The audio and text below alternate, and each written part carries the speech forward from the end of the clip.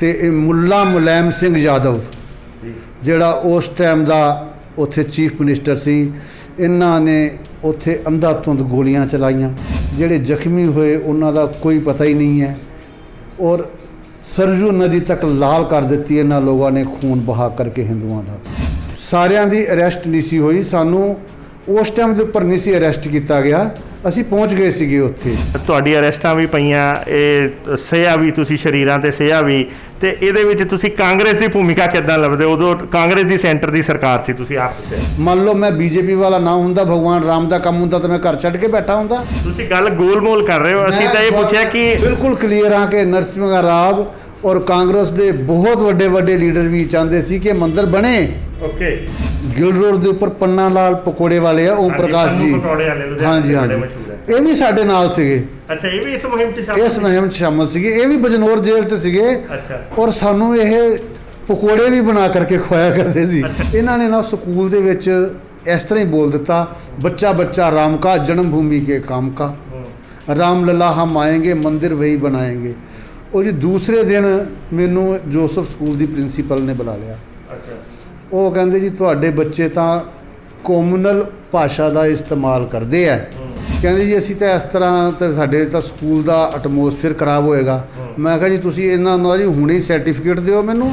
इस गल का कदी दिमाग दे विच किसी दे वहम नहीं रहना चाहिए कि इंग्लिश स्कूलों वाले वध पढ़ा देणगे ते हिंदुओं वाले घट पढ़ाणगे। आशू शर्मा जी ਜਿਹੜੇ ਉਸ ਟਾਈਮ ਦੇ ਉੱਪਰ ਕੌਂਸਲਰ ਹੁੰਦੇ ਸੀ, ਹੀ ਵਾਜ਼ ਦਾ ਫਸਟ ਪਰਸਨ ਜਿਹਨੇ ਕਿਹਾ ਕਿ ਰਾਮ ਜਨਮ ਭੂਮੀ ਦਾ ਦੇ ਉੱਪਰ ਤਾਂ ਮੰਦਿਰ ਹੀ ਬਣਨਾ ਚਾਹੀਦਾ ਹੈ।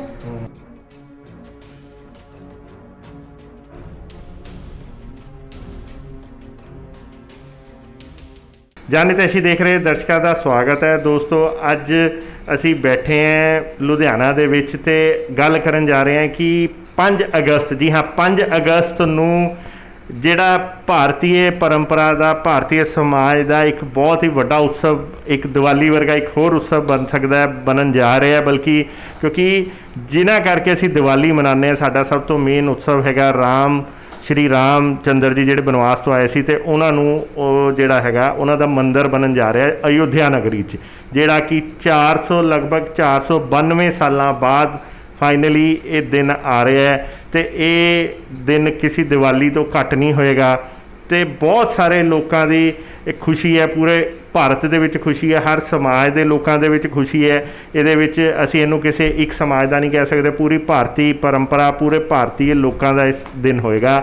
ਤੇ ਅੱਜ ਅਸੀਂ ਤੁਹਾਨੂੰ ਖਾਸ ਦਿਨ ਦੀ ਇਸ ਦੀ ਯਾਦ ਇਸ ਲਈ ਕਰਾਈ ਹੈ ਕਿ ਅਸੀਂ ਸਾਡੇ ਨੌਲੇਜ 'ਚ ਅਤੇ ਸਾਡੀ ਜਾਣਕਾਰੀ 'ਚ ਕੁਛ ਇਹੋ ਜਿਹੇ ਸ਼ਖਸ ਮਿਲੇ ਹੈ ਜਿਹੜੇ 1990 ਦੇ ਵਿੱਚ ਇਹੋ ਜਿਹਾ ਕਿ ਇੱਕ ਜਿਹੜਾ ਪ੍ਰਯੋਜਨ ਸੀਗਾ ਇਸ ਰਾਮ ਮੰਦਿਰ ਨੂੰ ਬਣਾਉਣ ਲਈ ਜਿਹੜੀ ਮੁਹਿੰਮ ਸ਼ੁਰੂ ਕੀਤੀ ਗਈ ਸੀ ਦੁਬਾਰਾ, ਜਿਹੜੇ ਉਹਨਾਂ ਵਿੱਚੋਂ ਕੁਝ ਸਾਥੀ ਸਾਡੇ ਲੁਧਿਆਣੇ ਦੇ ਵੀ ਸ਼ਾਮਲ ਸੀਗੇ, ਜਿਨ੍ਹਾਂ ਨੇ ਵੀ ਆਪਣੇ ਇਸ ਆਯੋਜਨ ਨੂੰ ਸ਼ੁਰੂ ਹੀ ਨਹੀਂ ਕੀਤਾ ਬਲਕਿ ਆਪਣੇ ਸਰੀਰਾਂ 'ਤੇ ਸਿਹਾ ਵੀ ਸੀ।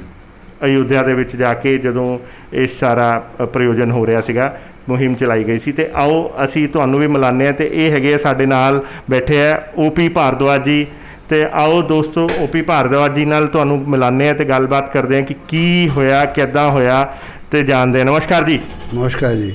ਸਰ, ਪਹਿਲਾਂ ਤਾਂ ਸਾਨੂੰ ਜਾਣ ਕੇ ਬੜੀ ਖੁਸ਼ੀ ਹੋਈ ਕਿ ਤੁਸੀਂ ਰਾਮ ਜਨਮ ਭੂਮੀ ਦਾ ਜਿਹੜਾ ਇੱਕ ਮੰਦਿਰ ਦਾ ਪ੍ਰਯੋਜਨ ਸੀ ਉਹਦੇ ਵਿੱਚ ਤੁਸੀਂ ਇੱਕ ਅਹਿਮ ਭੂਮਿਕਾ ਨਿਭਾਈ, ਅਤੇ ਇਹ ਸਾਰਾ ਮਾਮਲਾ ਹੈ ਕੀ, ਥੋੜ੍ਹਾ ਜਿਹਾ ਸਾਨੂੰ ਦੱਸੋਗੇ? ਸਭ ਤੋਂ ਪਹਿਲੇ ਤਾਂ ਸਾਰੇ ਦੁਨੀਆ ਦੇ ਵਿੱਚ ਰਹਿੰਦੇ ਹੋਏ ਹਿੰਦੂਆਂ ਨੂੰ ਬਹੁਤ ਬਹੁਤ ਵਧਾਈ ਕਿ ਯੁੱਗਾਂ ਤੋਂ ਬਾਅਦ ਇੱਕ ਸਮੇਂ ਆਇਆ ਹੈ ਜਦੋਂ ਭਗਵਾਨ ਰਾਮ ਜਨਮ ਭੂਮੀ ਦੇ ਸਥਾਨ ਦੇ ਉੱਪਰ ਭਗਵਾਨ ਦਾ ਭਵਯ ਮੰਦਿਰ ਦਾ ਨਿਰਮਾਣ ਕੀਤਾ ਜਾ ਰਿਹਾ।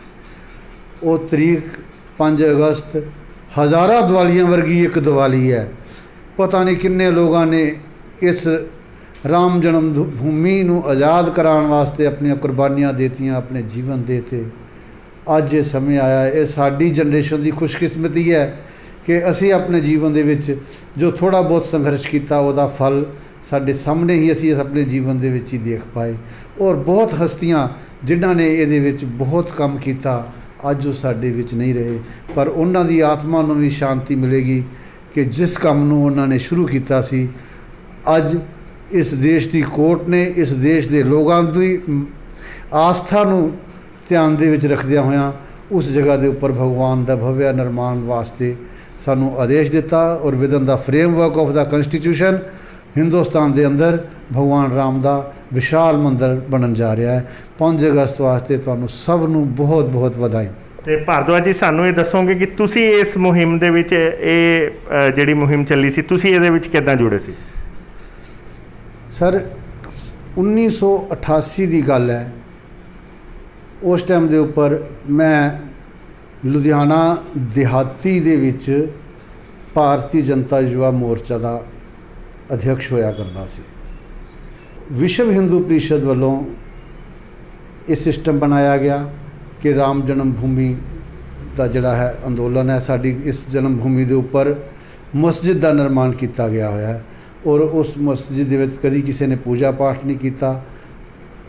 ਜੇ ਆਪਾਂ ਦੂਸਰੀ ਭਾਸ਼ਾ ਦੇ ਵਿੱਚ ਕਹੀਏ ਤੇ ਨਜਾਇਜ਼ ਕਬਜ਼ਾ ਕੀਤਾ ਹੋਇਆ, ਉਸ ਕਬਜ਼ੇ ਨੂੰ ਛੁਡਾਉਣਾ ਹੈ। ਇਸ ਕੰਮ ਵਾਸਤੇ ਸਾਰੇ ਦੇਸ਼ ਦੇ ਅੰਦਰ ਇੱਕ ਅੰਦੋਲਨ ਚਲਾਇਆ ਗਿਆ।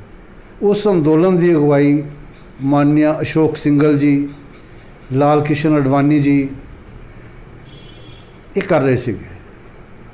ਫਸਟ ਟਾਈਮ ਆਇਆ ਜਦੋਂ 1990 ਦੇ ਵਿੱਚ ਪਹਿਲੀ ਕਾਲ ਆਈ, ਜਦੋਂ ਅਸੀਂ ਲੋਕ ਅਯੁੱਧਿਆ ਪਹੁੰਚੇ। ਕੁਛ ਲੋਕ ਰਾਹ 'ਚ ਅਰੈਸਟ ਹੋ ਗਏ, ਕੁਛ ਪਹੁੰਚ ਪਾਏ। ਸਾਡੀ ਖੁਸ਼ਕਿਸਮਤੀ ਹੈ ਕਿ ਅਸੀਂ ਉਹਨਾਂ ਪਹੁੰਚਣ ਵਾਲਿਆਂ ਦੇ ਵਿੱਚ ਸੀਗੇ। ਉਸ ਟਾਈਮ ਦੇ ਉੱਪਰ ਅਯੁੱਧਿਆ ਨੂੰ ਇੱਕ ਛਾਉਣੀ ਬਣਾ ਦਿੱਤਾ ਗਿਆ ਸੀ। ਸਾਨੂੰ ਆਦੇਸ਼ ਹੋਇਆ ਜਾਂ ਕਾਰਿਆਕਰਮ ਸੀ ਕਿ ਸਿਰਫ ਸਰਜੂ ਨਦੀ ਤੋਂ ਪਾਣੀ ਲੈ ਕਰਕੇ ਅਸੀਂ ਉਹਦੀ ਪੂਜਾ ਕਰਾਂਗੇ ਔਰ ਇੱਕ ਸੰਕਲਪ ਕਰਾਂਗੇ। ਜਦੋਂ ਇਸ ਸੰਕਲਪ ਕਰਨ ਵਾਸਤੇ ਕਾਰਿਆਕਰਤਾ ਗਏ ਤੇ ਇਹ ਮੁੱਲਾ ਮੁਲਾਇਮ ਸਿੰਘ ਯਾਦਵ, ਜਿਹੜਾ ਉਸ ਟਾਈਮ ਦਾ ਉੱਥੇ ਚੀਫ ਮਿਨਿਸਟਰ ਸੀ, ਇਹਨਾਂ ਨੇ ਉੱਥੇ ਅੰਧਾਧੁੰਦ ਗੋਲੀਆਂ ਚਲਾਈਆਂ। ਬਹੁਤ ਕਾਰਿਆਕਰਤਾ ਜਿਨ੍ਹਾਂ ਦੀ ਤਾਂ ਆਇਡੈਂਟੀਫਿਕੇਸ਼ਨ ਹੋ ਗਈ, ਉਹਨਾਂ ਨੂੰ ਤਾਂ ਘੋਸ਼ਿਤ ਕੀਤਾ ਗਿਆ ਔਰ ਜਿਹੜੇ ਜ਼ਖਮੀ ਹੋਏ ਉਹਨਾਂ ਦਾ ਕੋਈ ਪਤਾ ਹੀ ਨਹੀਂ ਹੈ। ਔਰ ਸਰਜੂ ਨਦੀ ਤੱਕ ਲਾਲ ਕਰ ਦਿੱਤੀ ਇਹਨਾਂ ਲੋਕਾਂ ਨੇ ਖੂਨ ਬਹਾ ਕਰਕੇ ਹਿੰਦੂਆਂ ਦਾ। ਔਰ ਉਹਦਾ ਅੱਜ ਭੁਗਤਣ ਡਏ ਆ, ਅਜੇ ਹੋਰ ਭੁਗਤਣਗੇ। ਤੇ ਇਹਦੇ ਵਿੱਚ ਤੁਹਾਡੇ ਨਾਲ ਹੋਰ ਕੌਣ ਸੀਗਾ? ਲੁਧਿਆਣੇ ਤੋਂ ਕੋਈ ਹੋਰ ਵੀ ਬੰਦੇ ਸੀਗੇ ਤੁਹਾਡੇ ਨਾਲ ਜਿਹੜੇ ਇਸ ਮੁਹਿੰਮ ਦੇ ਵਿੱਚ ਗਏ ਸੀਗੇ, ਜੁੜੇ ਸੀ? ਮੈਂ ਤਾਂ ਇੱਕ ਛੋਟਾ ਜਿਹਾ ਕਾਰਿਆਕਰਤਾ ਸੀ ਜੀ। ਲੁਧਿਆਣੇ ਦੇ ਅੰਦਰ ਲਾਲਾ ਲਾਜਪਤ ਰਾਏ ਜੀ, ਚੌਧਰੀ ਸਤ ਪ੍ਰਕਾਸ਼ ਜੀ, ਜਗਦੀਸ਼ ਲੂੰਬਾ ਜੀ, ਹਰੀਸ਼ ਬੇਦੀ ਜੀ, ਸੁਨੀਲ ਮਹਿਰਾ, ਅਸ਼ਵਨੀ ਖਰਬੰਦਾ, ਕ੍ਰਿਸ਼ਨ ਗੁਪਤਾ ਜੀ ਜਿਹੜੇ ਸਾਡੇ ਕੌਂਸਲਰ ਵੀ ਰਹੇ ਹੈ, ਚੌਧਰੀ ਸਾਹਿਬ ਸਾਡੇ ਮੇਅਰ ਰਹੇ ਹੈ, ਪੰਡਿਤ ਵਾਸਦੇਵ ਜੀ ਕਸ਼ਪ, ਹਕੀਮ ਸ਼ਾਮਦਾਸ ਜੀ। ਇਹ ਕਿੰਨਾ ਲੋਕਾਂ ਦੇ ਨਾਮ ਗਿਣਾਵਾਂਗਾ, ਕਿੰਨਾ ਦੇ ਛੱਡਾਂਗਾ। ਕੀ ਇਹ ਸਾਰਿਆਂ ਦੀ ਅਰੈਸਟ ਹੋਈ ਸੀ? ਸਾਰੇ ਉੱਥੇ? ਨਹੀਂ, ਸਾਰਿਆਂ ਦੀ ਅਰੈਸਟ ਨਹੀਂ ਸੀ ਹੋਈ। ਸਾਨੂੰ ਉਸ ਟਾਈਮ ਦੇ ਉੱਪਰ ਨਹੀਂ ਸੀ ਅਰੈਸਟ ਕੀਤਾ ਗਿਆ, ਅਸੀਂ ਪਹੁੰਚ ਗਏ ਸੀਗੇ ਉੱਥੇ। ਜਿਹੜਾ ਅਰੈਸਟ ਵਾਲਾ ਮਾਮਲਾ ਆਇਆ ਉਹ ਉਸ ਤੋਂ ਬਾਅਦ ਆਇਆ ਜੀ। ਅੱਛਾ ਜੀ। ਉਹ 1991 ਦੇ 92 ਦੇ ਵਿਚਕਾਰ ਦੀ ਗੱਲ ਹੈ। ਜਦੋਂ ਅਰੈਸਟ ਹੋਏ ਉਦੋਂ ਕੁਝ ਲੋਕ ਸਾਡੇ ਉਦੋਂ ਫੜੇ ਗਏ। ਸਾਨੂੰ ਮੁਰਾਦਾਬਾਦ ਤੋਂ ਇਹਨਾਂ ਨੇ, ਇੱਕ ਬੜਾ ਫਰਕ ਹੁੰਦਾ ਜੀ ਅੱਜ ਤੇ ਉਸ ਦੇ ਜ਼ਮਾਨੇ ਦਾ। ਅੱਜ ਤੱਕ ਕੋਈ ਐਜੀਟੇਸ਼ਨ ਹੁੰਦੀ ਹੈ ਤੇ ਕਾਰਿਆਕਰਤਾ ਬਿਨਾਂ ਟਿਕਟ ਲਿਆ ਤੇ ਚਲੇ ਜਾਂਦੇ ਆ ਐਜੀਟੇਸ਼ਨਾਂ 'ਤੇ। ਉਦੋਂ ਸਰਕਾਰ ਜਿਹੜੀ ਹੈ ਉਹ ਵੀ ਕਾਂਗਰਸ ਦੀ ਸੀ। ਅੱਛਾ ਜੀ। ਉਧਰ ਮੁਲਾਇਮ ਸਿੰਘ ਵੀ ਸਾਡੀ ਪਾਰਟੀ ਦੇ ਨਾਲ ਕੋਈ ਤਾਲੁਕ ਨਹੀਂ ਸੀ। ਸਖਤੀ ਬਹੁਤ ਸੀਗੀ ਔਰ ਇੰਨਾ ਫੰਡ ਵੀ ਨਹੀਂ ਸੀ ਹੁੰਦਾ, ਪਰ ਉਸ ਦੇ ਬਾਵਜੂਦ ਵੀ ਰਾਮ ਦੇ ਜੋ ਸੇਵਕ ਸੀਗੇ ਉਹਨਾਂ ਨੇ ਆਪਣੇ ਕੋਲੋਂ ਵੀ ਪੈਸੇ ਖਰਚੇ ਕੀਤੇ, ਇਕੱਠੇ ਵੀ ਕੀਤੇ ਔਰ ਕੱਲਾ ਕਾਰਿਆਕਰਤਾ ਟਿਕਟ ਲੈ ਕਰਕੇ ਉਸ ਅੰਦੋਲਨ ਦੇ ਵਿੱਚ ਸ਼ਾਮਲ ਹੋਇਆ। ਇੱਕ ਵੀ ਕਾਰਿਆਕਰਤਾ ਐਸਾ ਨਹੀਂ ਜਿਹੜਾ ਵਿਦਆਊਟ ਟਿਕਟ ਉੱਥੇ ਗਿਆ ਹੋਵੇ। ਤੇ ਇਹ ਸਾਰੇ ਐਪੀਸੋਡ 'ਚ ਜਿਹੜਾ ਤੁਸੀਂ ਕਿਹਾ ਕਿ ਭਾਈ ਇੱਦਾਂ ਤੁਹਾਡੀ ਅਰੈਸਟਾਂ ਵੀ ਪਈਆਂ, ਇਹ ਸਿਆ ਵੀ, ਤੁਸੀਂ ਸਰੀਰਾਂ 'ਤੇ ਸਿਆ ਵੀ, ਤੇ ਇਹਦੇ ਵਿੱਚ ਤੁਸੀਂ ਕਾਂਗਰਸ ਦੀ ਭੂਮਿਕਾ ਕਿੱਦਾਂ ਲੱਭਦੇ? ਉਦੋਂ ਕਾਂਗਰਸ ਦੀ ਸੈਂਟਰ ਦੀ ਸਰਕਾਰ ਸੀ, ਤੁਸੀਂ ਆਪ ਦੱਸਿਆ। ਦੇਖੋ, ਜਿਹੜੀ ਗੱਲ ਕਾਂਗਰਸ ਦੀ ਹੈ, ਕਾਂਗਰਸ ਪਾਰਟੀ ਅਲੱਗ ਚੀਜ਼ ਹੈ ਔਰ ਹਿੰਦੁਸਤਾਨ ਦਾ ਜਨਮਾਨਸ ਅਲੱਗ ਚੀਜ਼ ਹੈ।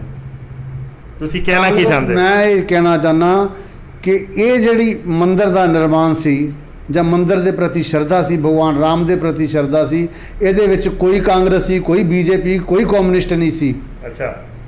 ਸਭ ਜੋ ਲੋਕ ਇਸ ਹਿੰਦੂ ਧਰਮ ਨੂੰ, ਇਸ ਵੇਦ ਪ੍ਰਣਾਲੀ ਨੂੰ ਔਰ ਸਾਡੇ ਪੁਰਾਤਨ ਸਨਾਤਨ ਧਰਮ ਨੂੰ ਮੰਨਦੇ ਆ, ਉਹ ਸਾਰੇ ਹੀ ਇਹਦੇ ਨਾਲ ਸਨ। ਇਹਦੇ ਵਿੱਚ ਇਹ ਕਹੀਏ ਕਿ ਨਹੀਂ ਜੀ ਉਹ ਕਾਂਗਰਸ ਦੇ ਸੀ ਤੇ ਉਹ ਬੀਜੇਪੀ ਵਾਲੇ ਸੀ। ਮੰਨ ਲਓ ਮੈਂ ਬੀਜੇਪੀ ਵਾਲਾ ਨਾ ਹੁੰਦਾ, ਭਗਵਾਨ ਰਾਮ ਦਾ ਕੰਮ ਹੁੰਦਾ ਤਾਂ ਮੈਂ ਘਰ ਛੱਡ ਕੇ ਬੈਠਾ ਹੁੰਦਾ। ਤੁਸੀਂ ਗੱਲ ਗੋਲ-ਮੋਲ ਕਰ ਰਹੇ ਹੋ। ਅਸੀਂ ਤਾਂ ਇਹ ਪੁੱਛਿਆ ਕਿ ਉਦੋਂ ਨਰਸਿਮਹਾ ਰਾਓ ਦੀ ਸਰਕਾਰ ਸੀ, ਉਹ ਕਾਂਗਰਸ ਦੇ ਸੀਗੇ ਪ੍ਰਧਾਨ ਮੰਤਰੀ, ਤੇ ਤੁਸੀਂ ਇਹ ਦੱਸੋ ਉਹਨਾਂ ਦਾ ਕੀ ਰੋਲ ਸੀ ਉਸ ਟਾਈਮ? ਉਸ ਟਾਈਮ ਦੇ ਉੱਪਰ, ਜਿਸ ਟਾਈਮ ਦੇ ਉੱਪਰ ਮੰਦਿਰ ਦਾ ਬਾਬਰੀ ਮਸਜਿਦ ਦਾ ਜੋ ਵਿਧਵੰਸ ਹੋਇਆ ਹੈ, ਉਸ ਟਾਈਮ ਦੇ ਉੱਪਰ ਸੈਂਟਰਲ ਗਵਰਨਮੈਂਟ ਦੇ ਵਿੱਚ ਨਰਸਿਮਹਾ ਰਾਓ ਦੀ ਸਰਕਾਰ ਸੀ। ਸਟੇਟ ਦੇ ਵਿੱਚ ਮਾਨਨੀय ਕਲਿਆਣ ਸਿੰਘ ਜੀ ਸਾਡੇ ਬੀਜੇਪੀ ਦੇ ਚੀਫ ਮਿਨਿਸਟਰ ਸੀਗੇ। ਉਹਨਾਂ ਨੇ 6 ਵਜੇ ਉੱਥੇ ਉਹਨਾਂ ਨੂੰ ਸ਼ਾਮ ਨੂੰ ਗਵਰਨਰੀ ਰਾਜ ਲਗਾ ਦਿੱਤਾ।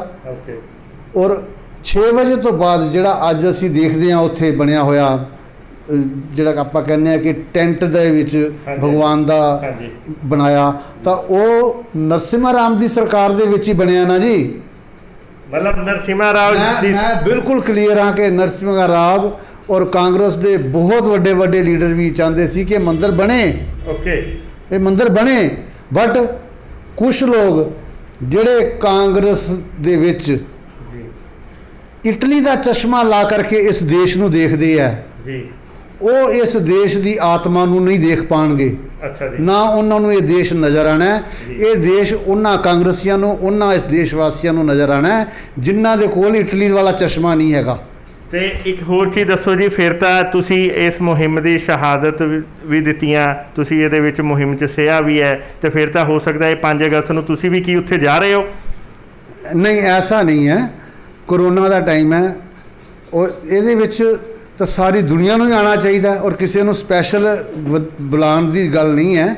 ਅਗਰ ਸਪੈਸ਼ਲ ਬੁਲਾਉਣ ਦੀ ਗੱਲ ਆਉਂਦੀ ਹੈ, ਮੈਂ ਸਮਝਦਾ ਜਿਹੜੇ ਉਸ ਟਾਈਮ ਦੇ ਉੱਪਰ ਲੀਡਰ ਸੀਗੇ, ਮੁਰਲੀ ਮਨੋਹਰ ਜੋਸ਼ੀ ਜੀ, ਲਾਲ ਕ੍ਰਿਸ਼ਨ ਅਡਵਾਨੀ ਜੀ, ਔਰ ਮੈਂ ਇੱਕ ਹੋਰ ਤੁਹਾਨੂੰ ਦੱਸ ਦਿਆਂ ਕਿ ਉਸ ਮੁਹਿੰਮ ਦੇ ਅੰਦਰ ਅਡਵਾਨੀ ਜੀ ਦੀ ਮਿਸਿਸ, ਉਹਨਾਂ ਨੇ ਵੀ ਘੱਟ ਤੋਂ ਘੱਟ 6 ਮਹੀਨੇ ਅਡਵਾਨੀ ਜੀ ਦੇ ਨਾਲ ਰਾਮ ਜਨਮ ਭੂਮੀ ਦੇ ਅੰਦੋਲਨ ਦੇ ਵਿੱਚ ਪ੍ਰਵਾਸ ਕੀਤਾ ਹੈ, ਔਰ ਉਹਨਾਂ ਨੇ ਕੋਈ ਇਲੈਕਸ਼ਨ ਨਹੀਂ ਸੀ ਲੜਨੇ। ਸਾਧਵੀ ਰਤੰਬਰਾ ਜੀ ਨੇ ਕੋਈ ਇਲੈਕਸ਼ਨ ਨਹੀਂ ਸੀ ਲੜਨੇ। ਇਸ ਗੱਲ ਨੂੰ ਤੁਸੀਂ ਵਾਰੀ-ਵਾਰੀ ਆਪਾਂ ਬੀਜੇਪੀ ਦੀ ਗੱਲ ਕਰ ਦਈਏ, ਅਲੱਗ ਗੱਲ ਹੈ। ਇਹ ਤਾਂ ਹਿੰਦੂਆਂ ਦੇ ਮਨ ਦੀ ਭਾਵਨਾ ਸੀ।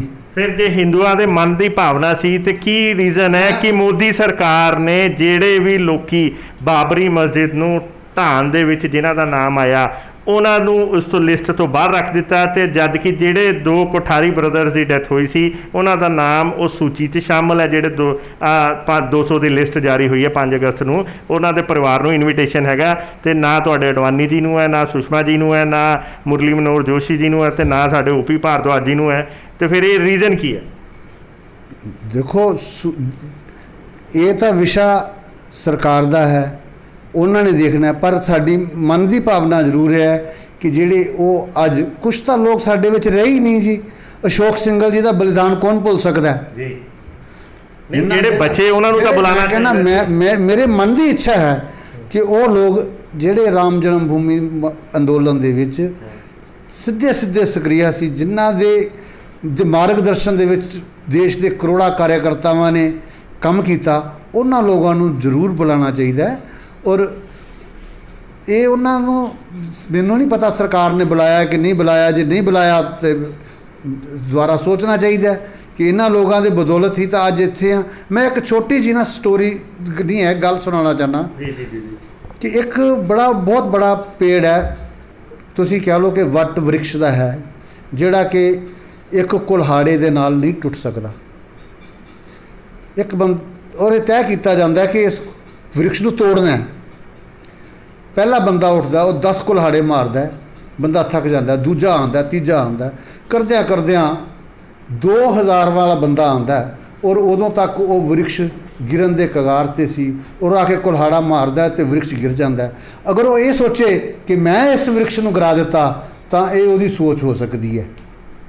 ਇਸ ਵ੍ਰਿਕਸ਼ ਨੂੰ ਗਿਰਾਉਣ ਦੀ ਹਿੰਮਤ ਤਾਂ ਉਸ ਬੰਦੇ ਦੀ ਸੀ ਜਿਹਨੂੰ ਪਤਾ ਸੀ ਕਿ ਨਹੀਂ ਗਿਰਨਾ, ਜਿਹਨੇ ਪਹਿਲੀ ਹਿੱਟ ਕੀਤੀ ਹੈ। ਔਰ ਉਹਨਾਂ ਹਿੱਟਾਂ ਦੇ ਵਿੱਚ ਅਡਵਾਨੀ ਜੀ, ਮੁਰਲੀ ਮਨੋਹਰ ਜੋਸ਼ੀ ਜੀ ਔਰ ਅਸ਼ੋਕ ਸਿੰਘਲ ਜੀ ਵਰਗੇ ਲੋਕ ਸੀਗੇ।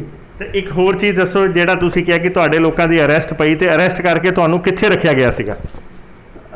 ਸਾਨੂੰ ਬਜਨੌਰ ਜੇਲ੍ਹ ਦੇ ਅੰਦਰ ਇਹਨਾਂ ਨੇ ਬੰਦ ਕਰਤਾ। ਅੱਛਾ ਹਰੀਸ਼ ਬੇਦੀ ਜੀ ਨੂੰ ਉਹਦੇ ਨਾਲ ਹੀ ਇੱਕ ਕਾਲਜ ਸੀਗਾ, ਜੀ ਉੱਥੇ ਰੱਖਤਾ। ਅੱਛਾ ਔਰ ਦੇਖੋ ਕਾਲਜ ਵਿੱਚ ਰੱਖਿਆ, ਔਰ ਉੱਥੋਂ ਦੇ ਲੋਕਾਂ ਨੇ ਆ ਕੇ, ਮੁਲਾਇਮ ਸਿੰਘ ਦੀ ਸ਼ਰਾਰਤ ਸੀ, ਉੱਥੋਂ ਦੇ ਲੋਕ ਆਏ ਔਰ ਆ ਕੇ ਕਾਲਜ ਨੂੰ ਅੱਗ ਲਾਤੀ ਰਾਤ ਨੂੰ। ਅੱਛਾ ਉਸ ਤੋਂ ਬਾਅਦ ਉੱਥੋਂ ਦੇ ਐਸਪੀ ਅੱਛੇ ਸੀਗੇ, ਉਹਨਾਂ ਨੇ ਉਹ ਜਿਹੜੇ ਲੋਕ ਕਾਲਜ ਸੀ ਉਹਨਾਂ ਨੂੰ ਵੀ ਸ਼ਿਫਟ ਕਰਕੇ ਜੇਲ੍ਹ 'ਚ ਲਿਆਂਦਾ ਤਾਂ ਕਿ ਸਾਡੀ ਸਿਕਿਉਰਿਟੀ ਹੋ ਸਕੇ। ਬਜਨੌਰ ਦੇ ਲੋਕਾਂ ਨੇ ਸਾਡੀ ਬਹੁਤ ਸੇਵਾ ਕੀਤੀ ਕਿ ਕੋਈ ਫਰੂਟ ਐਸਾ ਨਹੀਂ ਸੀ ਜਿਹੜਾ ਉਹ ਨਹੀਂ ਸੀ ਰੋਜ਼ ਲੈ ਕਰਕੇ ਆਉਂਦੇ। ਅੱਛਾ ਜੀ ਉਹਦੇ ਵਿੱਚ ਉਹ ਆਪਣੇ ਗਿਲ ਰੋਡ ਦੇ ਉੱਪਰ ਪੰਨਾ ਲਾਲ ਪਕੌੜੇ ਵਾਲੇ ਆ, ਓਮ ਪ੍ਰਕਾਸ਼ ਜੀ, ਹਾਂਜੀ ਹਾਂਜੀ, ਇਹ ਵੀ ਸਾਡੇ ਨਾਲ ਸੀਗੇ। ਅੱਛਾ ਇਹ ਵੀ ਇਸ ਮੁਹਿੰਮ 'ਚ ਸ਼ਾਮਲ ਇਸ ਮੁਹਿੰਮ 'ਚ ਸ਼ਾਮਲ ਸੀਗੇ, ਇਹ ਵੀ ਬਜਨੌਰ ਜੇਲ੍ਹ 'ਚ ਸੀਗੇ। ਅੱਛਾ ਔਰ ਸਾਨੂੰ ਇਹ ਪਕੌੜੇ ਵੀ ਬਣਾ ਕਰਕੇ ਖਵਾਇਆ ਕਰਦੇ ਸੀ। ਅੱਛਾ ਇਹੀ ਪਨੀਰ ਦੇ ਪਕੌੜੇ ਤੁਹਾਨੂੰ ਉੱਥੇ ਮਿਲਦੇ ਸੀਗੇ? ਹਾਂ, ਇਹ ਪਨੀਰ ਦੇ ਵੀ ਬਣਾਉਂਦੇ ਸੀ, ਪਾਲਕ ਦੇ ਵੀ ਬਣਾਉਂਦੇ ਸੀ, ਇਹ ਤਾਂ ਮੂਲੀਆਂ ਦੇ ਪੱਤੇ ਪਾ ਪਾ ਕੇ ਬੜੇ ਤਰ੍ਹਾਂ ਦੇ ਬਣਾ ਦਿੰਦੇ ਸੀ। ਨਹੀਂ ਪਰ ਨਾਲੇ ਤੁਸੀਂ ਜੇਲ੍ਹ 'ਚ ਬੰਦ ਸੀ ਤੇ ਫਿਰ ਪਕੌੜਿਆਂ ਦੀ ਗੱਲ ਕਿੱਦਾਂ? ਪਕੌੜੇ ਕਿੱਦਾਂ ਬਣ ਸਕਦੇ ਜੇਲ੍ਹ 'ਚ? ਇਹ ਕੋਈ ਉਹ ਪੈਕੇਜ ਮਿਲਿਆ ਹੋਇਆ ਸੀ ਜੀ? ਨਹੀਂ, ਸਾਨੂੰ ਜਿਹੜਾ ਹੈ ਭੋਜਨ ਦੀ ਸਮੱਗਰੀ ਮਿਲਦੀ ਸੀ ਜੀ। ਅੱਛਾ ਸਾਡੇ ਭੋਜਨ ਦੀ ਜਿਹੜੀ ਵਿਵਸਥਾ ਹੈ ਉਹ ਜੇਲ੍ਹ ਦੇ ਕੈਦੀ ਨਹੀਂ ਸੀ ਕਰਦੇ, ਸਾਡੇ ਆਪਣੇ ਹੀ ਕਾਰਿਆਕਰਤਾ, ਸਾਨੂੰ ਰਾਸ਼ਨ ਮਿਲ ਜਾਂਦਾ ਸੀ। ਉਸ ਰਾਸ਼ਨ ਦਾ ਨੂੰ ਕਿਸ ਤਰੀਕੇ ਨਾਲ ਬਣਾਉਣਾ ਹੈ ਉਹ ਅਸੀਂ ਆਪ ਹੀ ਤਿਆਰ ਕਰਦੇ ਸੀ। ਮਤਲਬ ਤੁਹਾਨੂੰ ਹੱਥਕੜੀਆਂ ਵਾਲੀ ਜੇਲ੍ਹ ਉੱਦਾਂ ਦੀ ਤੁਹਾਨੂੰ ਨਹੀਂ ਕੀਤਾ ਸੀ, ਤੁਹਾਨੂੰ ਸਿਰਫ ਇਹ ਸੀਗਾ ਕਿ ਤੁਹਾਨੂੰ ਇੱਕ ਨਜ਼ਰਬੰਦ ਤਰੀਕੇ ਨਾਲ ਕੀਤਾ ਹੋਇਆ ਸੀਗਾ। ਪਰ ਇਹ ਸੀ ਕਿ ਉਹ 24 ਦਿਨਾਂ ਦਾ ਪੀਰੀਅਡ ਬੜਾ ਭਾਰੀ ਸੀਗਾ। ਅੱਛਾ ਜੀ 24 ਦਿਨ ਤੁਸੀਂ 24 ਦਿਨ, ਕਿਉਂਕਿ ਦੇਖੋ ਉਸ ਟਾਈਮ ਦੇ ਉੱਪਰ ਕੀ ਉਮਰ ਰਹੀ ਹੋਗੀ, 30 32 34 ਸਾਲ ਹੋਏਗੀ ਵੱਧ ਤੋਂ ਵੱਧ। ਹਾਂਜੀ ਬੱਚੇ ਛੋਟੇ ਛੋਟੇ ਸੀਗੇ ਜੀ, ਤੇ ਉਹਨਾਂ ਦਿਨਾਂ ਵਿੱਚ ਕੋਈ ਟੈਨਸ਼ਨ ਨਹੀਂ ਸੀ, ਡਰ ਨਹੀਂ ਸੀ ਕਿ ਬੱਚੇ ਛੋਟੇ ਆ, ਅਸੀਂ ਉੱਥੇ ਬੰਦ ਹੋ ਗਏ ਆ ਤੇ ਕੋਈ ਲਾਠੀ ਚਾਰਜ ਹੋ ਗਿਆ ਉਹਦੇ ਵਿੱਚ? ਕਈਆਂ ਦੀ ਜਿਵੇਂ ਜਾਨਾ ਕੋਠਾਰੀ ਬ੍ਰਦਰਸ ਚਲੇ ਗਏ ਸੀਗੇ ਉਹ ਗੋਲੀ ਕਾਂਡ ਦੇ ਵਿੱਚ, ਤੇ ਐਦਾਂ ਦਾ ਕੁਝ ਨਹੀਂ ਸੀਗਾ? ਦੇਖੋ ਉਸ ਟਾਈਮ ਦੇ ਉੱਪਰ ਨਾ ਅਸੀਂ ਨਾਰਾ ਲਗਾਇਆ ਕਰਦੇ ਸੀ, ਬੱਚਾ ਬੱਚਾ राम का जन्मभूमि के काम का, राम लल्ला हम आएंगे मंदिर वहीं बनाएंगे, जहाँ राम का भवन बनेगा वही उसी का नाम अयोध्या है। इस तरह के नारे लगाते सी। एक मैं तुहानू मतलब एक जज्बा सीगा उदों? मैं कहना जी एक जनून सी, जज्बा छोटा वर्ड है। अच्छा जी। मैं एक तुहानू होर एक पर्सनली गल दसदा। जी जी जी। मेरी गुड़िया सीगियां दोनों, ये उस टाइम तो पर इन्हां दी उम्र होगी हार्डली 4 साल दी। अच्छा जी। ये जोसेफ स्कूल च पढ़दियां सी मॉडल टाउन नर्सरी दे विच सीगियां, फस्ट UKG ਚ ਹੋਣਗੀਆਂ। ਉਹ ਟੀਚਰ ਨੇ ਕਿਤੇ ਇਹਨਾਂ ਨੂੰ ਕਹਿ ਤਾ ਵੀ ਤੁਸੀਂ ਨਾ ਪੋਇਮ ਸੁਣਾ ਦਿਓ ਕੋਈ, ਜਿਵੇਂ ਸਕੂਲ ਦੇ ਵਿੱਚ ਹੁੰਦਾ ਹੈ। ਹੁਣ ਇਹ ਸਾਡੇ ਨਾਲ ਬੱਚਿਆਂ ਦੇ ਵਿੱਚ ਕਈ ਵਾਰੀ ਬੱਚਿਆਂ ਨੇ ਇਹਨਾਂ ਨੂੰ ਨਾਲ ਲੈ ਕੇ ਆ ਜਾਣਾ ਜਿੱਥੇ ਜਲਸਾ ਹੁੰਦਾ ਹੋਣਾ, ਜੋ ਇਹਨਾਂ ਨੇ ਸੁਣਨਾ, ਇਹਨਾਂ ਨੇ ਨਾ ਸਕੂਲ ਦੇ ਵਿੱਚ ਇਸ ਤਰ੍ਹਾਂ ਹੀ ਬੋਲ ਦਿੱਤਾ, ਬੱਚਾ ਬੱਚਾ ਰਾਮ ਕਾ ਜਨਮ ਭੂਮि के काम का, राम लल्ला हम आएंगे मंदिर वही बनाएंगे। ਉਹ ਜੀ ਦੂਸਰੇ ਦਿਨ ਮੈਨੂੰ ਜੋਸਫ ਸਕੂਲ ਦੀ ਪ੍ਰਿੰਸੀਪਲ ਨੇ ਬੁਲਾ ਲਿਆ। ਅੱਛਾ। ਉਹ ਕਹਿੰਦੇ ਜੀ ਤੁਹਾਡੇ ਬੱਚੇ ਤਾਂ ਕੌਮਨਲ ਭਾਸ਼ਾ ਦਾ ਇਸਤੇਮਾਲ ਕਰਦੇ ਆ। ਮੈਂ ਕਿਹਾ ਜੀ ਇਹਨਾਂ ਨੂੰ ਕਿਹੜਾ ਸਮਝ ਹੈ, 4 ਸਾਲ ਦਾ ਬੱਚਾ ਹੈ, ਇਹ ਨਾਲ ਸਾਡੇ ਕਿਤੇ ਗਿਆ ਹੋਣਾ, ਇਹਨੇ ਸੁਣ ਲਿਆ ਬੋਲਤਾ, ਮੈਂ ਤੁਸੀਂ ਉਹਨੂੰ ਪੋਇਮ ਸੁਣਾਉਣ ਲਈ ਕੀ, ਉਹਨੂੰ ਜੋ ਉਹਨੇ ਸੁਣਿਆ ਸੀ ਦੱਸਤਾ। ਉਹ ਕਹਿੰਦੇ ਜੀ ਇਹ ਤਾਂ ਫਿਰ ਗੜਬੜ ਹੋ ਸਕਦੀ ਹੈ। ਮੈਂ ਕਿਹਾ ਜੀ ਇਸ ਦੇਸ਼ ਦੇ ਵਿੱਚ ਜਿਹੜਾ ਵੀ ਲੋਕ ਰਹਿੰਦੇ ਆ ਉਹ ਰਾਮ ਦੇ ਹੀ ਵੰਸ਼ਜ ਹੈ। ਬਿਲਕੁਲ ਠੀਕ ਹੈ। ਪੂਜਾ ਪ੍ਰਗਤੀਆਂ ਤਾਂ ਅਲੱਗ ਹੋ ਸਕਦੀਆਂ, ਪਰ ਇਸ ਦੇਸ਼ ਦੇ ਵਿੱਚ ਤਾਂ ਰਹਿਣ ਵਾਲਾ ਬੱਚਾ ਬੱਚਾ ਰਾਮ ਦਾ ਹੀ ਹੈ, ਇਹਦੇ ਬਾਰੇ ਕੋਈ ਕਨਫਿਊਜ਼ਨ ਨਹੀਂ ਹੈ। ਕਹਿੰਦੇ ਜੀ ਅਸੀਂ ਤਾਂ ਇਸ ਤਰ੍ਹਾਂ ਤਾਂ ਸਾਡੇ ਤਾਂ ਸਕੂਲ ਦਾ ਐਟਮੋਸਫੇਅਰ ਖਰਾਬ ਹੋਏਗਾ। ਮੈਂ ਕਿਹਾ ਜੀ ਤੁਸੀਂ ਇਹਨਾਂ ਨੂੰ ਜੀ ਹੁਣੇ ਹੀ ਸਰਟੀਫਿਕੇਟ ਦਿਓ ਮੈਨੂੰ। ਮੈਂ ਉਸੇ ਟਾਈਮ ਤੇ ਇਹਨਾਂ ਬੱਚਿਆਂ ਨੂੰ ਉੱਥੋਂ ਵਿਡਰਾ ਕੀਤਾ ਔਰ ਆਰੀਆ ਸਮਾਜ ਵਾਲਿਆਂ ਦਾ ਸਕੂਲ ਹੈ RS ਮਾਡਲ ਸਕੂਲ, ਉਹਨਾਂ ਦਾ ਦੂਸਰਾ BCM ਇੰਗਲਿਸ਼ ਮੀਡੀਅਮ ਵੀ ਹੈ। ਮੈਂ ਜਾਣਬੁੱਝ ਕੇ ਕਿ ਕਿਤੇ ਸੰਸਕਾਰਾਂ ਤੋਂ ਵਾਂਝੇ ਨਾ ਰਹਿ ਜਾਣ, ਮੈਂ ਉਹਨਾਂ ਨੂੰ RS ਮਾਡਲ ਦੇ ਵਿੱਚ ਐਡਮਿਸ਼ਨ ਦਵਾਤੀ। ਅੱਜ ਉਹ ਉਸ ਟਾਈਮ ਦੇ ਉੱਪਰ ਉਹ ਸਕੂਲ ਦੇ ਅੰਦਰ ਗਾਇਤਰੀ ਮੰਤਰ ਵੀ ਸਿਖਾਇਆ ਜਾਂਦਾ ਸੀ, ਬਾਕੀ ਵੀ ਸਿਖਾਉਂਦੇ ਹੈ। ਔਰ ਮੈਨੂੰ ਇਸ ਗੱਲ ਦਾ ਅੱਜ ਵੀ ਗਰਵ ਹੈ ਕਿ ਮੇਰੇ ਬੱਚੇ ਅੱਜ ਵੀ ਆਪਣੇ ਘਰ ਦੇ ਅੰਦਰ ਵੀ ਹਵਨ ਵੀ ਕਰਨਾ ਜਾਣਦੇ ਹੈ ਔਰ ਗਾਇਤਰੀ ਮੰਤਰ ਦਾ ਪਾਠ ਵੀ ਕਰਨਾ ਜਾਣਦੇ ਹੈ। ਮੈਨੂੰ ਕੋਈ ਤਕਲੀਫ ਨਹੀਂ ਕਿ ਮੇਰੇ ਬੱਚੇ ਇੰਗਲਿਸ਼ ਸਕੂਲ 'ਚ ਨਹੀਂ ਪੜ੍ਹ ਸਕੇ। ਉਸ ਤੋਂ ਬਾਅਦ ਜਦੋਂ ਪੜ੍ਹੇ ਹੈ, ਅੱਜ ਇੱਕ ਬੜੀ ਬੇਟੀ ਨੇ ਲੁਧਿਆਣੇ ਨੂੰ ਟੌਪ ਕੀਤਾ MA ਇਨ ਸੋਸ਼ੀਓਲੋਜੀ ਦੇ ਵਿੱਚ, ਦੂਸਰੀ ਨੇ ਵੀ ਡਿਪਲੋਮਾ ਕੀਤਾ ਹੈ। ਬਟ ਇਸ ਗੱਲ ਦਾ ਕਦੀ ਦਿਮਾਗ ਦੇ ਵਿੱਚ ਕਿਸੇ ਦੇ ਵਹਿਮ ਨਹੀਂ ਰਹਿਣਾ ਚਾਹੀਦਾ ਕਿ ਇੰਗਲਿਸ਼ ਸਕੂਲਾਂ ਵਾਲੇ ਵੱਧ ਪੜ੍ਹਾ ਦੇਣਗੇ ਤੇ ਹਿੰਦੂਆਂ ਵਾਲੇ ਘੱਟ ਪੜ੍ਹਾਉਣਗੇ। ਮੈਂ ਇਹ ਗੱਲ ਪਰਸਨਲੀ ਹੈ ਇਹ ਦੱਸੀ ਇਸ ਕਰਕੇ ਕਿ ਉਸ ਟਾਈਮ ਦੇ ਪਰ ਮਾਹੌਲ ਇਹੋ ਜਿਹਾ ਸੀ ਕਿ ਜਿਹੜਾ ਬੰਦਾ ਬੱਚਾ ਰਾਮ ਕਾ ਕਹੇਗਾ ਤੇ ਉਹਨੂੰ ਕੌਮਨਲ ਕਹੋਗੇ ਤੁਸੀਂ। ਓਕੇ। ਅੱਜ ਬਾਹਰ ਦੀ ਜਨੇਊ ਪਾ ਕੇ ਦੱਸਦੇ ਆ ਹਾਂਜੀ ਵੀ ਅਸੀਂ ਹਿੰਦੂ ਹਾਂ ਜੀ। ਅੱਜ ਇਹ ਉਹਨਾਂ ਲੋਕਾਂ ਨੂੰ ਸੋਚਣ ਦੀ ਲੋੜ ਹੈ। ਤੇ ਇਸ ਚੀਜ਼ ਨੂੰ ਤੁਸੀਂ ਸਰਕਾਰ ਦਾ ਐਟਮੋਸਫੇਅਰ ਕਹੋਗੇ, ਕਾਂਗਰਸੀ ਸਰਕਾਰ ਦਾ ਐਟਮੋਸਫੇਅਰ ਕਹੋਗੇ ਜਾਂ ਕੀ ਕਹੋਗੇ? ਕਿਉਂਕਿ ਉਹ ਅੱਜ ਦੇ ਜਦੋਂ ਤੁਸੀਂ 1990 ਦੀ ਗੱਲ ਕਰ ਰਹੇ ਹੋ, 88-90 ਦੀ, ਉਦੋਂ ਤਾਂ ਜ਼ਿਆਦਾ ਕਾਂਗਰਸ ਦੀ ਝੰਡੀ ਸੀ, ਹਰ ਜਗ੍ਹਾ ਕਾਂਗਰਸ ਸੀ, ਬੀਜੇਪੀ ਦਾ ਤਾਂ ਇੰਨਾ ਔਰਾ ਹੀ ਨਹੀਂ ਸੀਗਾ। ਨਹੀਂ, ਮੈਂ ਤਾਂ ਕਹਿੰਦਾ ਇਹ ਕਿਸੇ ਕਾਂਗਰਸ ਜਾਂ ਬੀਜੇਪੀ ਦੀ ਗੱਲ ਨਹੀਂ ਹੈ। ਬੀਜੇਪੀ ਨੇ ਇਸ ਪ੍ਰੋਗਰਾਮ ਨੂੰ ਲੀਡ ਕੀਤਾ, ਲੋਕਾਂ ਦੇ ਅੰਦਰ ਮਨ ਦੇ ਅੰਦਰ ਰਾਮ ਸੀ ਤਾਂ ਉਸ ਰਾਮ ਦੇ ਕਾਰਨ ਹੀ ਬੀਜੇਪੀ ਉਹਨੂੰ ਅਪਰੋਚ ਕਰਦੀ ਹੈ। ਜਿਹੜੇ ਨਹੀਂ ਵਿਰੋਧ ਕਰਦੇ ਸੀ ਉਹਨਾਂ ਨੇ ਆਪਣੀ ਹਾਲਤ ਦੇਖ ਲਈ ਹੈ ਔਰ ਜਿਹੜੇ ਅੱਗੋਂ ਹੋਰ ਕਰਨਗੇ ਹੋਰ ਦੇਖ ਲੈਣਗੇ। ਲੁਧਿਆਣੇ 'ਚ ਹੋਰ ਵੀ ਕੋਈ ਬੰਦੇ ਇਸ ਟਾਈਮ ਹੈਗੇ ਆ ਜਿਹੜੇ ਤੁਹਾਡੇ ਨਾਲ ਉਦੋਂ ਰਹੇ ਤੇ ਤੁਸੀਂ ਲੋਕਾਂ ਨੇ ਅੱਜ ਕੋਈ ਰਲ ਕੇ ਕੋਈ ਇੱਦਾਂ ਦਾ ਸੋਚਿਆ ਕਿ 5 ਤਰੀਕ ਨੂੰ ਤੁਸੀਂ 3-4 ਬੰਦੇ ਜੇ ਹੈਗੇ ਹੋ ਤਾਂ ਉਹ ਕੀ ਕਰੋਗੇ? ਨਹੀਂ, ਐਸਾ ਕੋਈ ਪ੍ਰੋਗਰਾਮ ਨਹੀਂ ਬਣ ਪਾਇਆ। ਮੇਰੀ ਕੋਈ ਅਸੀਂ ਤਾਂ ਆਪਣੀ ਵਿਸ਼ੇਜ਼ ਹੀ ਦੇ ਸਕਦੇ ਹਾਂ, ਉਹ ਦੇ ਰਹੇ ਹਾਂ। ਜਿਹੜੇ ਬੰਦੇ ਹੈਗੇ ਆ, ਸੁਨੀਲ ਮਹਿਰਾ ਜੀ ਹੈ, ਅੱਛਾ ਜੀ, ਜਗਦੀਸ਼ ਲੂੰਬਾ ਜੀ ਦੇ ਬੇਟਾ ਅਸ਼ੋਕ ਲੂੰਬਾ ਜੀ ਹੈਗੇ ਹੈ, ਆਪਣਾ ਪੰਡਿਤ ਵਾਸਦੇਵ ਜੀ ਹੈ, ਸੁਨੀਲ ਮਹਿਰਾ ਹੈ, ਅਸ਼ਵਨੀ ਖਰਬੰਦਾ ਹੈ, ਚਰਨਜੀਤ ਭਾਰਗਵ, ਅਨੇਕਾਂ ਲੋਕ ਨੇ। ਪਰ ਬਹੁਤ ਲੋਕ ਜਾ ਵੀ ਚੁੱਕੇ ਹੈ, ਬਹੁਤ ਲੋਕ ਚਲੇ ਗਏ। ਵੀਰ ਮੰਡਿਊ ਜੀ ਵਰਗੇ ਲੋਕ, ਜਗਦੀਸ਼ ਲੂੰਬਾ ਜੀ ਵਰਗੇ ਲੋਕ, ਜਿਨ੍ਹਾਂ ਲੋਕਾਂ ਨੇ ਬੜੇ ਸਟਰਗਲ ਦੇ ਨਾਲ ਇਸ ਕੰਮ ਨੂੰ ਸ਼ੁਰੂ ਕੀਤਾ ਸੀ, ਅੱਜ ਸਾਡੇ ਵਿੱਚ ਨਹੀਂ ਹੈ। ਪਰ ਭਗਵਾਨ ਦਾ ਮੰਦਿਰ ਬਣ ਰਿਹਾ, ਬਹੁਤ ਵੱਡੀ ਗੱਲ ਹੈ। ਇੱਕ ਮੈਂ ਹੋਰ ਦਿਮਾਗ ਵਿੱਚ ਆ ਗਈ ਗੱਲ, ਤੁਸੀਂ ਜਦੋਂ 2-3 ਵਾਰੀ ਕਾਂਗਰਸ ਦੀ ਗੱਲ ਕੀਤੀ ਹੈ ਨਾ, ਇੱਕ ਨਾ ਸਾਡੇ ਸਨ 2002 ਜਾਂ 3 ਦੀ ਗੱਲ ਹੈ, ਪਾਰਟੀ ਵੱਲੋਂ ਆਇਆ ਵੀ ਸਾਰੀਆਂ ਨਾ ਕਾਰਪੋਰੇਸ਼ਨਸ ਜਿਹੜੀਆਂ ਹੈ ਉਹ ਲਿਖ ਕਰਕੇ ਪਾਸ ਕਰਕੇ ਭੇਜਣ ਕਿ ਅਯੁੱਧਿਆ ਦੇ ਅੰਦਰ ਰਾਮ ਜਨਮ ਭੂਮੀ ਵਾਲੇ ਸਥਾਨ 'ਤੇ ਮੰਦਿਰ ਬਣਨਾ ਚਾਹੀਦਾ। ਪਾਰਟੀ ਦਾ ਆਦੇਸ਼ ਸੀਗਾ। ਲੁਧਿਆਣਾ ਦੇ ਅੰਦਰ ਮੇਅਰ ਅਕਾਲੀ ਦਲ ਦਾ ਸੀ, ਬਾਦਲ ਸਾਹਿਬ ਦੀ ਸਰਕਾਰ ਹੋਇਆ ਕਰਦੀ ਸੀ। ਪ੍ਰੇਮ ਮਿੱਤਲ ਜੀ ਕਾਂਗਰਸ ਦੇ ਅਪੋਜੀਸ਼ਨ ਦੇ ਲੀਡਰ ਹੁੰਦੇ ਸੀਗੇ। ਅਸੀਂ ਜਦੋਂ ਕਾਰਪੋਰੇਸ਼ਨ 'ਚ ਗੱਲ ਕੀਤੀ ਜਾ ਕੇ ਤੇ ਵਿਸ਼ਾ ਰੱਖਿਆ ਹੀ ਹੈ, ਉਹ ਵਿਸ਼ਾ ਸੁਣਦਿਆਂ ਸਾਰੀ ਆਸ਼ੂ ਸ਼ਰਮਾ ਜੀ ਜਿਹੜੇ ਉਸ ਟਾਈਮ ਦੇ ਉੱਪਰ ਕੌਂਸਲਰ ਹੁੰਦੇ ਸੀ, ਹੀ ਵਾਜ਼ ਦਾ ਫਸਟ ਪਰਸਨ ਜਿਹਨੇ ਕਿਹਾ ਕਿ ਰਾਮ ਜਨਮ ਭੂਮੀ ਦਾ ਦੇ ਉੱਪਰ ਤਾਂ ਮੰਦਿਰ ਹੀ ਬਣਨਾ ਚਾਹੀਦਾ ਹੈ। ਅੱਛਾ, ਮਤਲਬ ਜਿਹੜੇ ਅੱਜ ਕੈਬਨਿਟ ਮਿਨਿਸਟਰ ਦੀ, ਮੈਂ ਕਿਹਾ ਭਗਵਾਨ ਰਾਮ ਦਾ ਕੀ ਪਤਾ ਉਸ ਟਾਈਮ ਦਾ ਦਿੱਤਾ ਹੋਇਆ ਆਸ਼ੀਰਵਾਦ ਹੈ ਕਿ ਅੱਜ ਕੈਬਨਿਟ ਮੰਤਰੀ ਨੇ, ਔਰ ਪਤਾ ਨਹੀਂ ਅਜੇ ਅੱਗੇ ਬਹੁਤ ਜਾਣਗੇ। ਜਿਸ ਵਿਅਕਤੀ ਨੇ ਵੀ ਕਦੀ ਰਾਮ ਦੇ ਵਿਰੋਧੀਆਂ ਨੂੰ ਤਾਂ ਨਰਕ 'ਚ ਵੀ ਸਥਾਨ ਨਹੀਂ ਮਿਲਦਾ। ਤੇ ਫਿਰ ਇੱਕ ਗੱਲ ਦੱਸੋ, ਫਿਰ ਜੇ ਨਰਕ 'ਚ ਨਹੀਂ ਸਥਾਨ ਮਿਲਦਾ, ਪਰ ਫਿਰ ਮੋਦੀ ਸਾਹਿਬ ਨੇ ਤੁਹਾਡੇ ਲੋਕਾਂ ਨਾਲ ਕਿਉਂ ਕੀਤਾ ਕਿ ਜਿਹੜੇ ਬਾਬਰੀ ਮਸਜਿਦ ਦੇ ਉਸ ਵਿਧਵੰਸ 'ਚ ਸ਼ਾਮਲ ਸੀਗੇ ਉਹਨਾਂ ਨੂੰ ਸਾਈਡ 'ਤੇ ਹੀ ਲਾਤਾ, ਉਹਨਾਂ ਨੂੰ ਇਨਵਾਈਟ ਹੀ ਨਹੀਂ ਕੀਤਾ? ਨਹੀਂ, ਐਸਾ ਮੈਂ ਨਹੀਂ ਸਮਝਦਾ ਐਸਾ।